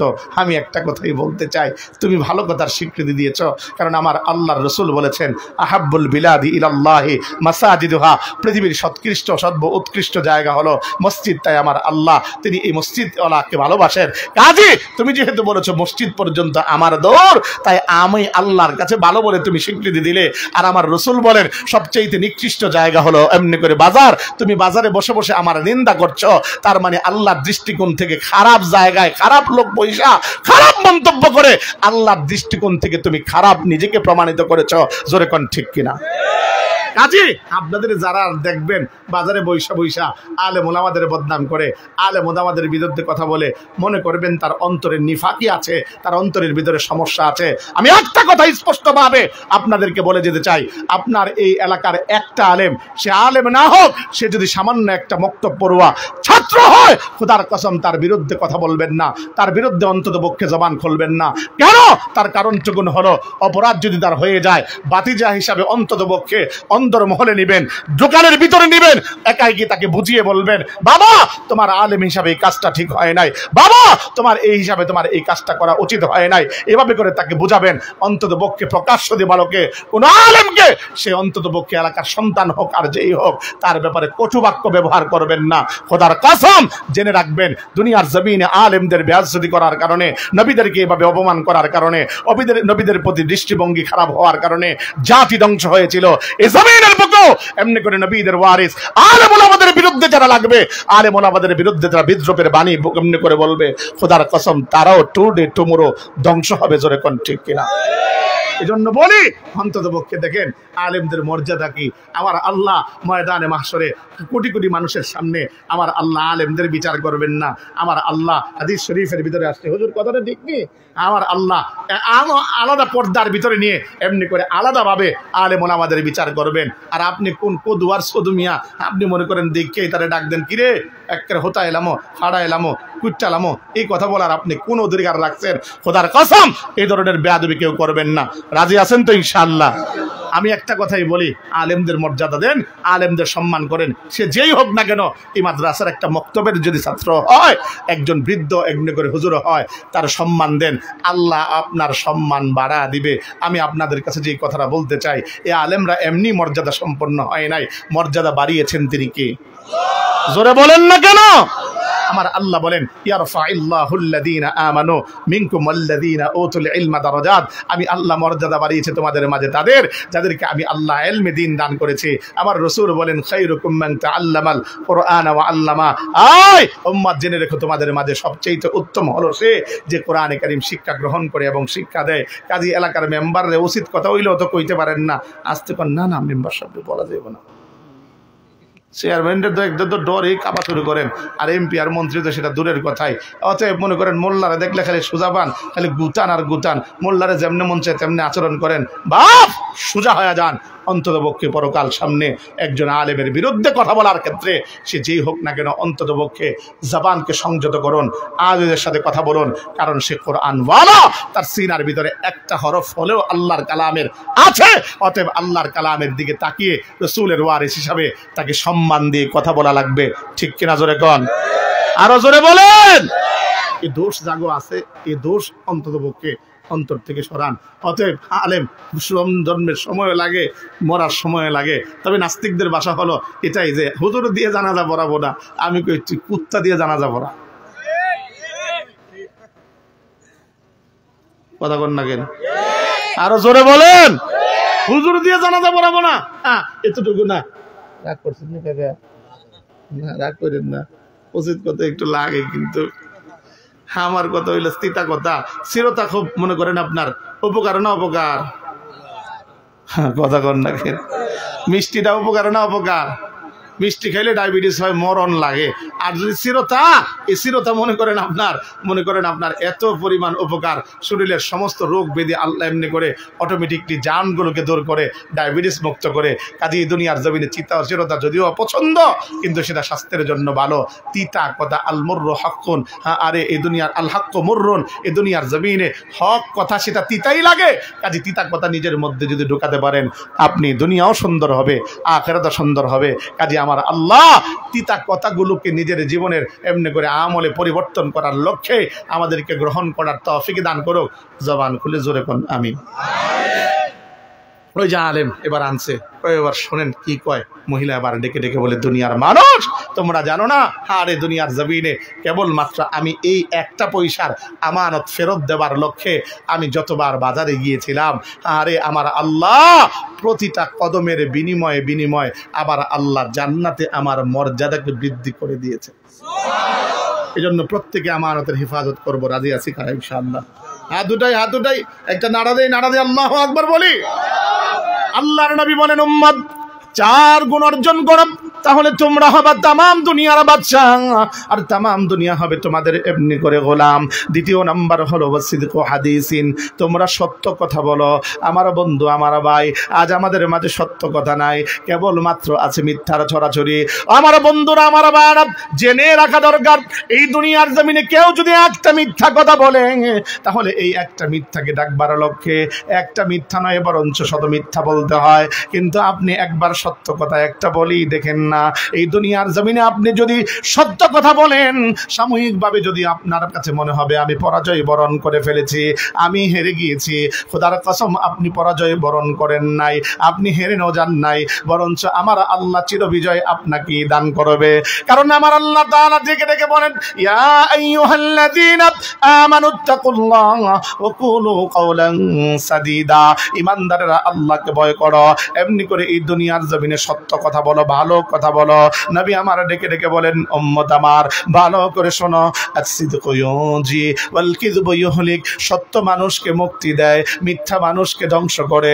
আমার বন্ধুরা, আমার ভাইরা, আপনাদের কাছে লম্বা করে বলবো না, এই দুনিয়ার জমিনে আপনি সত্য বলার অভ্যাস করেন, খোদার কসম আমার আল্লাহ মর্যাদাও বাড়াবেন, আপনাকে এমনি করে দুনিয়ার জমিনে সম্মান দান করবেন, বিপদ আপদ থেকে আপনাকে আমার আল্লাহ উদ্ধার করবেন। আরে মিথ্যা কথা বললে আমার আল্লাহ ক্রমান্বয়ে আপনার জীবনের মধ্যে অবনতি ঘটাবেন, আপনাকে আস্তে আস্তে ধ্বংস করে দিবেন। ছোট্ট একটা ঘটনা বললে আপনারা বুঝবেন। ফাজাইলে আমলের লেখক শাইখুল হাদিস আল্লামা এমনি করে জাকারিয়া রাহমাতুল্লাহি আলাইহি, তিনার পিতার নাম এমনি করে ইয়াহিয়া কান্দলবি রাহমাতুল্লাহি আলাইহি, তিনার জামানার ঘটনা। একটা জমিন নিয়ে যখন হিন্দু মুসলমানের দ্বন্দ্ব হয়, এই জমিনের উপরে মসজিদ নির্মিত, ওই অবস্থার ভিতরে হিন্দুরা বলে এটা আমাদের জমিন, মুসলমানরা বলে এটা আমাদের জমিন। এই মুহূর্তে উভয়ের মধ্যে যখন দ্বন্দ্ব হয়, ঠিক ওই মুহূর্তের মধ্যে এবার বিচারটুকুন গড়ায় এমনি করে কোর্টের ভিতরে বিচারক ছিল সেই মুহূর্তে হিন্দু। এবার হিন্দু বিচারক বলতে লাগলো, এর সমাধান তো সহসাই হবে না, অবশ্যই ভালো করে যাতে বিচার করে সমাধান দিতে হবে। এবার উপস্থিত করা হলো উভয় দলকে, জিজ্ঞাসা করা হলো, বলো তোমাদের কোনো প্রমাণ আছে কি? বলে না, আমাদের কোনো দলিল নাই, প্রমাণ নাই। তাহলে তোমাদের এলাকার মধ্যে সবচেয়ে বয়োজ্যেষ্ঠ মানুষকে, বয়স্ক মানুষটাকে, তাকে কোর্টের মাঝে হাজির করো। এবার খুঁজে বের করা হলো ইয়াহিয়া কান্দলবি রাহমাতুল্লাহি আলাইহি, তিনাকে কোর্টের ভিতরে যখন তিনাকে উপস্থিত করা হলো, ইয়াহিয়া কান্দলবি রাহমাতুল্লাহি আলাইহি কার গোড়ায় দাঁড়াবার পরে তিনাকে এবার বলা হলো, বলেন যাহা বলিব সত্য বলিব, সত্য বলিব, মিথ্যা বলিব না। জবানের সাথে তিনি আউড়ে কথাটুকুন বললেন। এবার বলতে লাগলেন, এবার বলেন এই জমিনের মূলত মালিক কারা? এবার তিনি উত্তর করে বলতে লাগলেন, জমিনের মূলত মালিক হলো হিন্দুরা। তার কারণটুকুন হলো, এই জমিনের এমনি করে মূল মালিক হিন্দুরা। তার কারণটা হলো, যখন নাকি এই জমিনের ভিতরে হিন্দুরা সংখ্যাগরিষ্ঠ ছিল, অর্থাৎ সংখ্যায় অধিক ছিল, ঠিক ওই মুহূর্তের মধ্যে তাদের এই জমিনটা ছিল।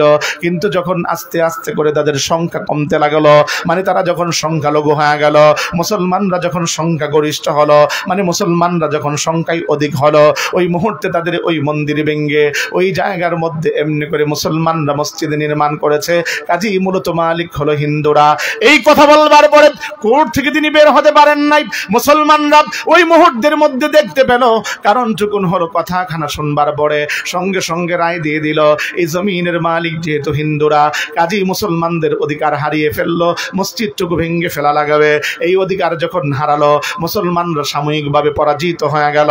মুসলমানরা এবার সঙ্গে সঙ্গে তাকে বকা বাহ্য করতে লাগলো, আর বলতে লাগলো, মৌলবী তোমারে বড় ভালো ভাবতাম, তোমারে বড় দরবেশ ভাবতাম, তোমারে বড় বুজুর্গ ভাবতাম, এখন তো তুমি আসলে মূলত দরবেশ না, তুমি ধরেছ দরবেশ, মানে দরবেশের বেশ ধরেছ।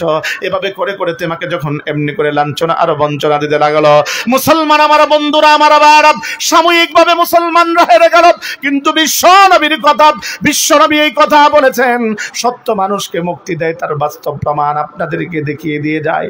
আল্লাহর নবী এভাবে এই কথা সত্য যে বলেছেন, তার এমনি করে বাস্তব নজির আপনাদেরকে মিলিয়ে দিয়ে যায়। হযরত ইয়াহিয়া কান্দলবী রাহমাতুল্লাহি আলাইহি এই মানুষের নিন্দা আর এমনি করে মানুষের ঝগড়া, মানুষের কথা শুনবার পরে ঘরের ভিতরে গিয়ে আল্লাহর কুদরতি কদমের মধ্যে পড়ে এবার চোখের পানি ছেড়ে আল্লাহর কাছে কাঁদতে লাগলেন। যখনই তিনি কাঁদতে লাগলেন, ঠিক ওই মুহূর্তের মধ্যে গভীর রজনীতে তিনি শুনতে পান মানুষের মধ্যে অনেক মানুষের সমাগম শোনা যায়। আহারে আমার বন্ধু, আমার ভাই, তিনি এবার ঘরের দরজাটুকুন খুললেন, খুলে এবার তাকা দেখলেন মানুষের এমনি করে মাঠের ভিতরে অনেক মানুষের সমাগম দেখা যায়। তাকা দেখেন ওই মানুষগুলো অন্য কোনো ধর্মাবলম্বী নয়, সমস্ত মানুষগুলো হিন্দু ধর্মের অনুসারী। জিজ্ঞাসা করলো, কেন আসলে? তোমাদের দুদিনের বেলা সত্য সাক্ষী দিয়ে তোমাদের সপক্ষে তোমাদের জমিন তোমাদের করে দিলাম। এবার হিন্দু সম্প্রদায়ের লোকদের মধ্যে লিডার এসে বলতে লাগলো, ও ইয়াহিয়া, জানতে চাই তুমি যে এই সত্য কথা বলেছো, এই সত্য কথা কোথায় থেকে শিখেছ?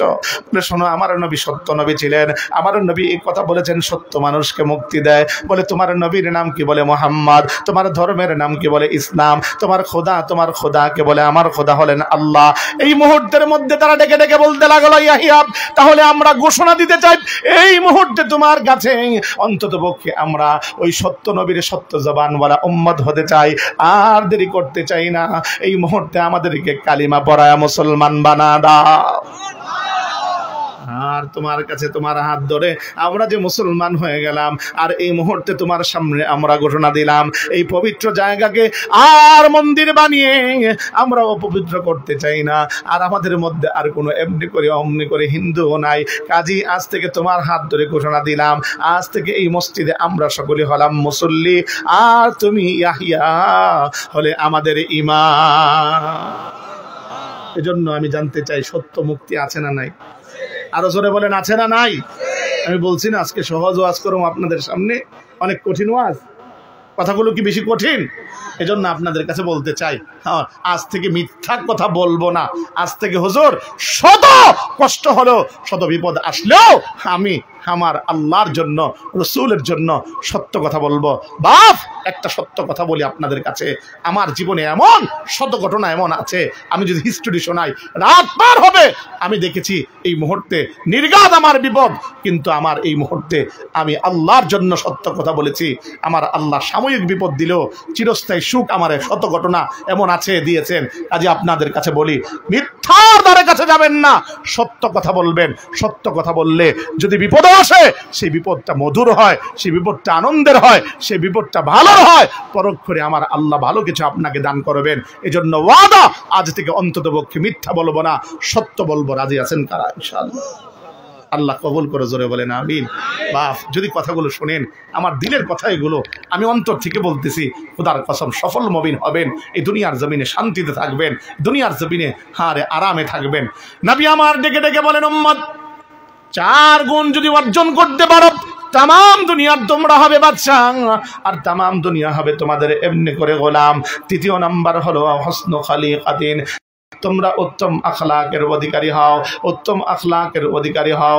আরে কেমন আখলাকের অধিকারী হওয়ার জন্য নবী আমার বললেন, আমার নবী যেমন আখলাকের অধিকারী ছিলেন, আল্লাহর নবী বিশ্ব নবী রাহমাতাল লিল আলামিন, তিনি কেমন আখলাকের অধিকারী ছিলেন। আমার আল্লাহ রাব্বুল আলামিন সূরা কালামের ভিতরে আমার আল্লাহ কলমের কসম খাওয়ার পরে আমার আল্লাহ এভাবে করে বলেন, ওয়া ইন্নাকা লাআলা খুলুকিন আযীম, নবী গো, আমি আপনাকে মহান চরিত্র দান করলাম, এমন চরিত্রের অধিকারী। এই দুনিয়ার জমিনে নবী কেমন চরিত্রের অধিকারী ছিলেন? নবীকে গালি দিলে গালির প্রতি উত্তরে আমার নবী এমনি করে গালি দিতেন না, নবীর আঘাত করলে আঘাতের প্রতি উত্তরে আঘাত করতেন না, নবীকে মারার জন্য উপক্রম হলেও নবী তারে মারতেন না। এমন চরিত্রের অধিকারী আমাদের হওয়া লাগবে। আজ সমাজের ভিতরে আমার নবীর চরিত্র নাই বিদায় আমাদের মধ্যে মারামারি আর কাটাকাটি আর খুনাখুনি আর ঝগড়াঝাটির শেষ নাই। আমি আপনাদেরকে যে কথাটা বলে যাই, অন্তত পক্ষে কেউ যদি আপনাকে গালি গালি দেয় আল্লাহর জন্য সহ্য করুন, কারণ টুকুন হলো প্রতিদান পরকালে আপনি পাবেন। যদি আপনাকে কেউ গালি দেয়, আর এই কথা স্পষ্টভাবে জেনে নেন, যেই ব্যক্তি আপনাকে গালি দিল ওই ব্যক্তি অন্ততপক্ষে আপনার গুনাহের এমনি করে ভাতটা তার কাঁধের ভিতরে উঠিয়ে নিল, আপনার গুনার পাল্লা এমনি করে আস্তে আস্তে করে বাড়ি হলো। 100 গালি দিলে এভাবে করে করে আপনার গুনাহের বার কমতে থাকে। এই জন্য আল্লাহর দিকে তাকা, কাউকে প্রতি উত্তরে গালি দিব না, কাউকে আঘাত করলে আঘাত করব না। যদি এমন আখলাকের অধিকারী হওয়া যায়, খোদার কসম সমাজ ব্যবস্থা কেমন হবে, এটাই বলি আমার এই বিষয়ের আলোচনা আমি শেষ করছি। ও আমার মুসলমান, আমার বন্ধু, আমার ভাই, আল্লাহর নবী বিশ্ব নবী রাহমাতাল লিল আলামিন তিনার ওফাতের পরে এভাবে করে করে হযরত আবু বকর এমনি করে প্রধান খলিফা, হযরত ওমর সেই দেশের প্রধান বিচারপতি, 2 বছর বিচারকের দায়িত্বভার পালন শেষে হযরত ওমর এসে হযরত আবু বকরকে বলতে লাগলেন, ও ভাই এমনি করে আবু বকর, আমি আপনার এই দেশের ভিতরে প্রধান বিচারপতির দায়িত্বে থাকতে চাই না। হযরত ওমরকে এবার বলতে লাগলেন, হয়েছেটা কি, তুমি কি এভাবে করে করে আমার এই দেশের মধ্যে প্রধান খলিফা হতে চাও নাকি, মানে নেতা হতে চাও নাকি? হযরত ওমর উত্তর করে বলতে লাগলো, ভাই রে, আমি তোমার দেশের প্রধান খলিফা হব দূরের কথা, আমি নেতা হব তো দূরের কথা, আমি তো নিজের নেতা হওয়ার জন্য যোগ্যই মনে করি না। আমার বন্ধুরা, আমার ভাইরা, ঠিক ওই মুহূর্তের মধ্যে হযরত ওমর এবার ওমরকে প্রশ্ন করেন, তাহলে ছাড়তে চাও কেন? হযরত ওমর এবার উত্তর করে বলতে লাগলো, শোনো, এই 2 বছর যাবৎ আমি এমনি করে মদিনার প্রধান বিচারক, আজ পর্যন্ত মদিনার একটা মানুষ আমার কাছে মারামারি কাটাকাটির বিচার তো দূরের কথা, একটা ঝগড়ার বিচার পর্যন্ত আমার কাছে নিয়ে আসে নাই। কাজে এই দেশের মধ্যে বিচারকের মসনদে বসে বাইতুল মাল থেকে বাতা খেয়ে আমি অন্তত পক্ষে অযোগ্য বিচারপতি হিসাবে এই মদিনার মাটিতে থাকতে চাই না। জবান খুলে কন্যা সুবহানাল্লাহ। যদি এমন হয় সমাজ ব্যবস্থা, সমাজের মধ্যে অন্তত পক্ষে মারামারি থাকবে না, কাটাকাটি থাকবে না, যদি রসুলের রঙে রঙিন হওয়া যায়, তাহলে আপনাদের কাছে আরেকটা ওয়াদা নিতে চাই, সেটা হলো আজ থেকে আমরা রসুলের রঙে রঙিন হব, রসুলের আখলাকে আখলাকবান হব। রাজি কারা হাতটা উঠাই? ইনশাআল্লাহ, ইনশাআল্লাহ, ইনশাআল্লাহ বলি না বাপ, নওজোয়ান বলি না ইনশাআল্লাহ? নবী আমার ডেকে ডেকে বলেন, উম্মত 4 গুণ অর্জন করো, তাম দুনিয়ার তোমরা হবে বাদশাহ আর তাম দুনিয়া হবে তোমাদের গোলাম। 4 নম্বর হলো ইফাতুন ফি তুমাতিন, হালাল লোকমা গ্রহণ করো, হালাল খাবার খাও, হারাম ভক্ষণ করো না। আমি আপনাদের কাছে যেই কথাটা বলতে চাই, আজ আমরা অনেক হারাম পন্থা অবলম্বন করি। আমি আপনাদের কাছে স্পষ্ট ভাষায় বলি, হারামে আরাম নাই। কথাটা ঠিক কিনা? আরো জোরে কম। কথাটা ঠিক না কইলেও ঠিক, কারণ হলো আপনি ভাবেন হারামের মধ্যে বহু আরামে আছে, বহুত মজায় আছে, কিন্তু আপনার এই হারামে কোনদিন আরাম নাই। দুনিয়াতেও আরাম নাই, পরকালেও আরাম নাই। বলে দুনিয়াতে কেমনে আরাম নাই হুজুর? কত বাড়ি কইরা অবৈধ পন্থায় টাকা কামায়া বহুত তো আরামে আছে। বাপ, আপনি জানেন না ও কত ব্যারামে আছে, ওর অনেক ধরনের অসুস্থতার কোনো শেষ নাই।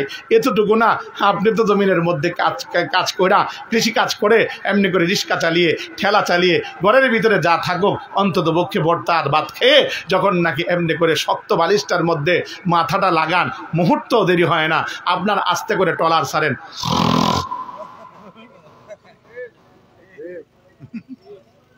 জোরে, আরো জোরে।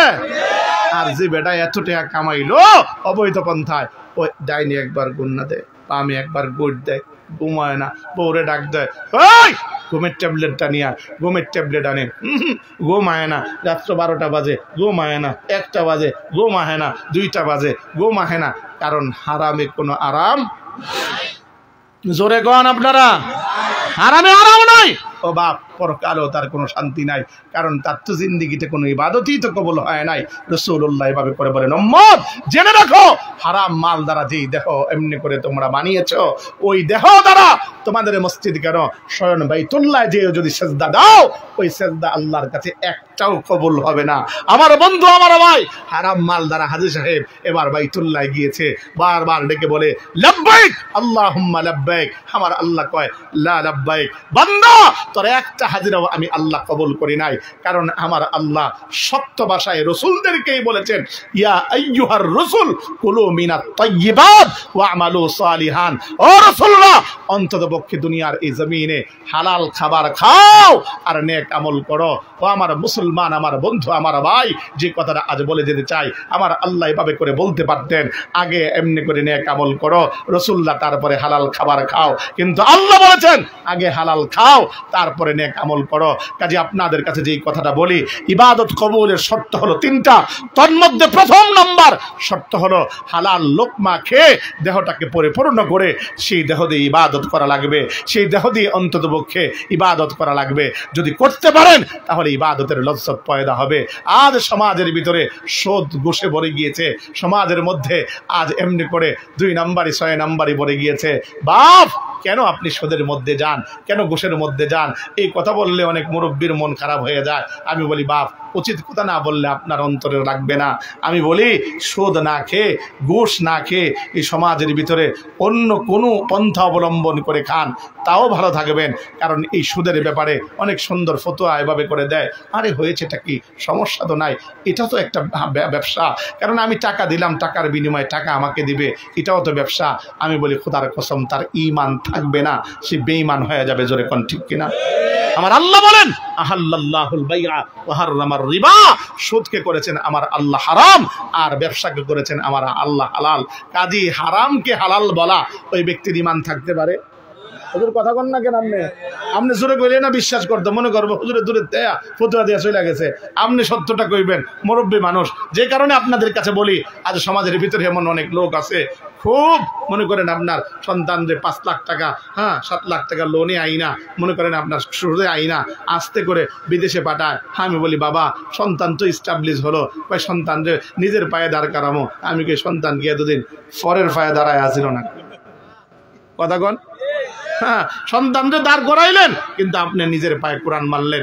আপনার হালত হলো, আপনার সন্তান যতদিন পর্যন্ত এই সম্পদ উপার্জন করবে, যত সম্পদ উপার্জিত হবে, আপনার সবগুলো হারাম হারাম হারাম। পৃথিবীর কোনো মুফতি এর ব্যাপারে হালাল ফতোয়া দিতে পারবে না। আমি বলি কবরে আপনারে যেতে হবে, ওই সুদের হিসাব আপনারে দেয়া লাগবে। আবার অনেকে আছে সন্তানদের পাঠানোর পরে ভালো অবস্থানে গেলে আস্তে করে মনে করেন আপনার সেই টাকাগুলো যখন আসে, ঠিক আস্তে করে সেই টাকা 1 লাখ টাকা জরিনার মারে দেয়, সগিনার মারে দেয়। কি চাচা হয়, আরে ওনার একটু সহযোগিতা করলাম আর কি, জরিনার মারে 2 লাখে খালি 2000 দিয়া দিস। জোরে জোরে সগিনার মারে গই 2000-এর নিচে হইলে কিন্তু হইতো না, আছে না নাই? এই চাচা মিয়া আবার মনে করেন আপনার মসজিদে যায়, প্রথম কাতারের মুসল্লি, ইমাম সাহেবের পরেই তিনি নামাজটা পড়ে ইমাম সাহেবের সাথে। ওনার তো কোনো কাম নাই, রে এমনি করে আল্লাহর রাস্তায় বের হয়, পীরের কাছে যায়, কত কিছু করে। আমি কই কোনোটাই কাম হবে না। ইমাম সাহেবের পিছনে নামাজ পড়ে, সাদা পাঞ্জাবি, সাদা টুপি, সাদা এমনি করে দাড়ি, দেখতে দেয়া যায় নির্গাত আল্লাহর ওলি, কিন্তু সমস্ত মাল এমনি করে হারাম হারাম হারাম। ওই অবস্থায় তখন তার ভিতরে তো শান্তি নাই। ইমাম সাহেব যদি কোনোদিন লম্বা কেরাত পড়ে, ওই ইমাম সাহেব বুড়া মানুষ দিকে তাকান না বুঝি। আবার যদি কোনোদিন শর্ট পড়ে, তখন কয় এত তাড়াতাড়ি টিউশনি করা লাগবো, পরের বাইত খাওয়ান লাগবো। ইমাম সাহেব যদি মনে করেন আপনার যদি একটু উচ্চস্বরে করে, বুড়া মানুষের দিকে খেয়াল করবেন না, অসুস্থ রোগী আছে, মারাও যাইতে পারে। এভাবে করে করে ইমামের ভুল ধরে এমন মুরব্বী সমাজে আছে না নাই? জোরে বলেন আছে না নাই? আমি বলি বাপ, অন্তত পক্ষে ওই সমস্ত মুরব্বী যায় দেখেন হালাল উপায় না, হারাম উপায়ে পয়সা কামায়, আর কোনো কাম নাই। এই অবস্থার মধ্যে আজ দিন পাত করছে। আমি আপনাদের কাছে অনুরোধ করা যায়, বাপ আপনার কাছে বলি, অন্তত পক্ষে হালাল যদি খেতে পারেন, খোদার কসম ইবাদতের লজ্জত পয়দা হবে। শুধু এতটুকু না, আমার নবীকেও স্বপ্নে যুগে দেখা যাবে। শুধু এতটুকু না, ইবাদত করতেই মনে চাবে। অন্তত পক্ষে অন্যের দিকে তাকিয়ে অন্তত পক্ষে বড় হবার চেষ্টা করবেন না। নবী আমার ডেকে ডেকে বলেন, বরদা বিমা কসমাল্লাহু লাকা তাকুন আমনান নাস। আবু হুরায়রা, ভাগ্যতুষ্টি জীবন যাপন করো, তাহলে তুমি দুনিয়ার জমিনে ধনী হতে পারবা। আবার আপনার ভিতরে প্রতিহিংসার অভাব নাই, একে অপরকে দেখলে হিংসা করি, বলি ও 20 টাকার মালিক হলো কেন, ও 30 টাকার মালিক হলো কেন, আমি হলাম না কেন। আমি বলি রাসূলুল্লাহ চিকিৎসা করেন। রাসূলুল্লাহ বলেন উম্মত উপরের দিকে তাকাও না, নিচের দিকে তাকাও, যে 5 টাকার মালিক তার দিকে তাকাও, তোমার অন্তরের চিকিৎসা হয়ে যাবে। আমার বন্ধুরা, আমার ভাইয়ারা, এজন্য ভাগ্যে তুষ্টি জীবনযাপন করলে হারামের দিকে আপনার নজর যাবে না, বরঞ্চ হালালের উপরে আপনি তুষ্ট থাকতে পারবেন। যদি থাকতে পারেন, ছোট্ট একটা ঘটনা বলি, আমি বিদায় নিব। সেই ঘটনাটুকুন হলো, এক আল্লাহর ওলি এক এলাকায় গিয়েছে দ্বীনের কাজ করবার জন্য। যখনই গিয়েছে ওই মুহূর্তের মধ্যে সঙ্গে সঙ্গে যাবার পরে ওই এলাকার এমনি করে কাজ করতে করতে তিনার খাবার ফুরিয়ে গিয়েছে। যখন খাবার ফুরিয়ে গিয়েছে, এবার মসজিদে বসা এক মুসল্লি এসে ডাক দিয়ে বলে, ও আল্লাহর ওলি, আপনি মসজিদে বসা কেন? এই মুহূর্তের মধ্যে সঙ্গে সঙ্গে বলতে লাগলো, ভাই আমি দ্বীনের কাজ করতে এসেছি, খাবার ফুরিয়ে গিয়েছে। বলে একটু বসেন। বাড়িতে গিয়েছে, বাড়িতে যাবার পরে 3টা রুটি দিয়ে এই লোকটার মেহমানদারি করলো। এবার আল্লাহর ওলি দেখে দ্বিতীয় দিনও মসজিদে বসা, ডাক দিয়ে জিজ্ঞাসা করে, আল্লাহর ওলি বাড়িতে যান নাই? বলে না। তাহলে কিছু খেয়েছেন? বলে না। তাহলে একটা কাজ করেন, বসেন। বাড়িতে গেল, আনছে 2টা রুটি দিয়ে তার মেহমানদারি করলো। তৃতীয় দিন এবার তাকায় দেখে মসজিদে বসা। ঘটনা কি? বাড়িতে যান নাই? বলে না, বাড়িতে যাই নাই। কেন? বলে কারণ আছে। তাহলে বসেন, একটু বাড়িতে যাই। বাড়িতে গেল, আনছে একটা রুটি দিয়ে মেহমানদারি করলো। আমি জানতে চাই, প্রথম দিন কয় রুটি? জোরে। তৃতীয় দিন কয়টা? তৃতীয় দিন কয়টা? এবার আল্লাহর ওলিকে মুসল্লি লোকটা ডেকে ডেকে বলতে লাগলো, ভাই একটা আল্লাহর ওলি অনুরোধ জানাই, অন্তত পক্ষে আগামীকাল আমার এলাকায় আর আপনি থাকবেন না, আপনি চলে যান। আল্লাহর ওলি জিজ্ঞাসা করে, ভাই আমি তো দিনে কাজ করতে এসেছি, তুমি আমাকে যেতে বলো কেন? কারণটা কি? বলে কারণ আছে। কয় আপনি থাকেন কেন, এই কারণটা বলেন। বলে না, বলা যাবে না, তোমার কারণটা তুমি বলো। ওই মুহূর্তের মধ্যে মুসল্লি লোকটা চোখের পানি ছেড়ে দিয়ে এবার বলতে লাগলো, আল্লাহর ওলি, যখন আমি আপনাকে আমার মসজিদের ভিতরে দেখলাম, ওই মুহূর্তের মধ্যে আমার মনে হয়ে গেল, নবীজি বলেছেন, মান কানা ইউমিনু বিল্লাহি ওয়াল ইয়াউমিল আখির ফালইউকরিম যায়ফাহু, যে আল্লাহকে বিশ্বাস করে, পরকালকে বিশ্বাস করে, সেই ইমানদার যেন এমনি করে মেহমানকে মূল্যায়ন করে। আমার বন্ধুরা, আমার ভাইরা, ওই আল্লাহর ওলিকে বলতে লাগলো, ওলি গো, যখন আমি আপনাকে আমার মসজিদের ভিতরে দেখলাম, ঠিক ওই মুহূর্তের মধ্যে আমার মনে হলো আপনি তো আমার মেহমান, তাই আমি এমনি করে মেহমানদারি করবার লক্ষ্যে আমি বাড়িতে গেলাম। বাড়িতে যাবার পরে বিবি এবার দেখছি রুটি বানাচ্ছে। আপনি জেনে রাখেন, আমার ঘরের ভিতরে আমি যতটুকু প্রতিদিন উপার্জন করি, অতটুকু এমনি করে উপার্জিত সম্পদ দ্বারা আমি কেবলমাত্র 3টা আটার এমনি করে খামির, 3টা আটার এমনি করে আটা রুটির আমি এমনি করে আটা খরিদ করতে পারি।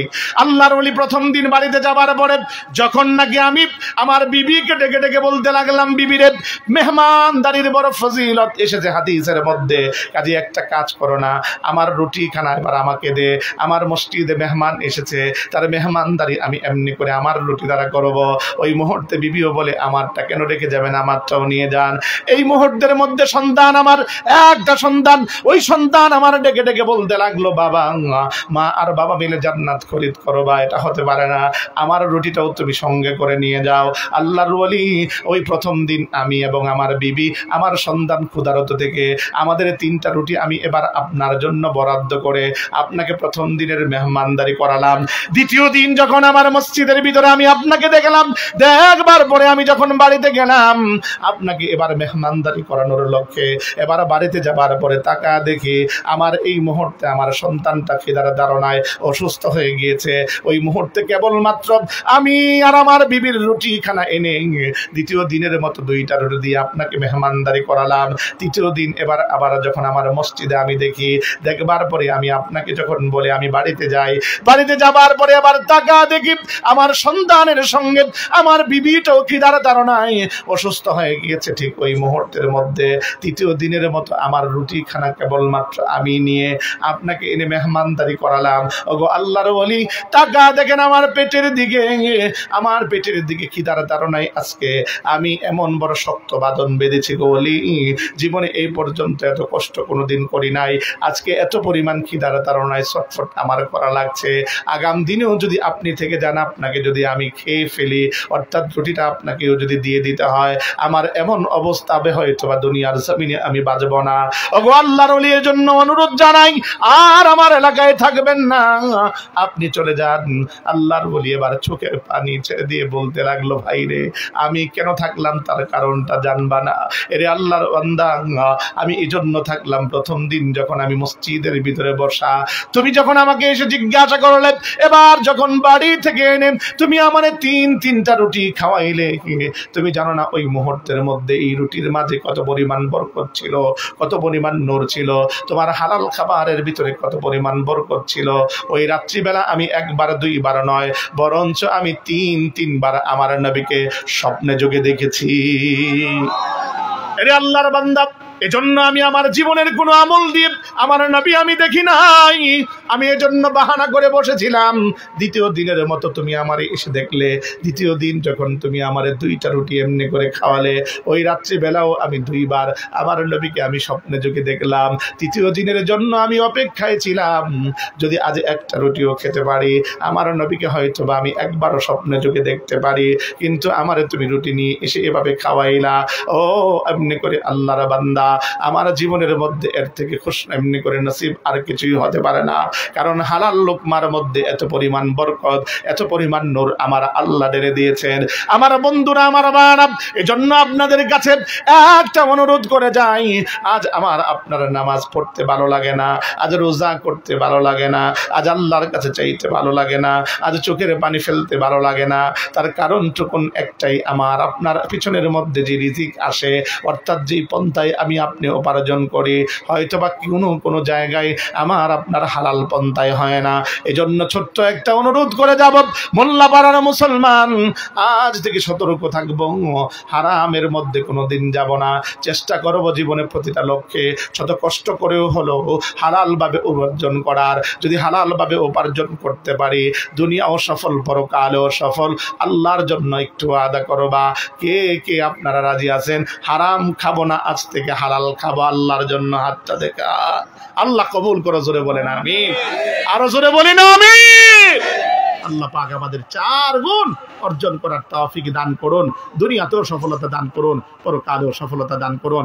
আমি আপনাদের কাছে ছোট্ট একটা জিনিস চাবো, সেই জিনিসটা হলো, আপনাদের একজনও ওঠা বসা করবেন না, দোয়া করে দিব। আমি লম্বা সময় নিব না, যেহেতু আগামীকালও আপনারা বয়ান শুনবেন, আগামীকাল বয়ান করবেন আল্লামা ফরিদউদ্দিন আল মুবারক, প্রবীণ আলেমে দ্বীন, প্রবীণ একজন। এই ভাই, ঠিক আছে, আমি আপনাদের কাছে ছোট্ট করে সেই জিনিসটা চাবো, সেটা হলো অন্ততপক্ষে মাসি মাদ্রাসা, এই মাদ্রাসার জন্য আপনারা অনেক টাকা দেন, অনেক পয়সা দেন, আজকে আমারে অন্ততপক্ষে নৈরাশ করবেন না। গভীর রজনীতে আল্লাহর ক্যামেরায় ধারণ হচ্ছে, আল্লাহ পাক রব্বুল আলামিন যাতে করে অন্ততপক্ষে একটা বন্ধ করে দেন, যাতে করে আল্লাহ পাক রব্বুল আলামিন যাতে করে আমার আপনার জীবনের মধ্যে কল্যাণ দান করেন। অনেকের মা নাই, অনেকের বাবা নাই, দুনিয়ার জমিনে অন্ততপক্ষে আমার কবরের ভিতরে সাদকায়ে জারিয়া পৌঁছবে। আমি লম্বা করে আপনাদের কাছে যাব না, এমন করে আল্লাহর বান্দা আছেন ইনশাআল্লাহ, হুজুর আমার হালাল মাল থেকে আমি এখন না পারি আগামী রমজানে দেব, অন্ততপক্ষে আপনাকে নৈরাশ করব না ইনশাআল্লাহ।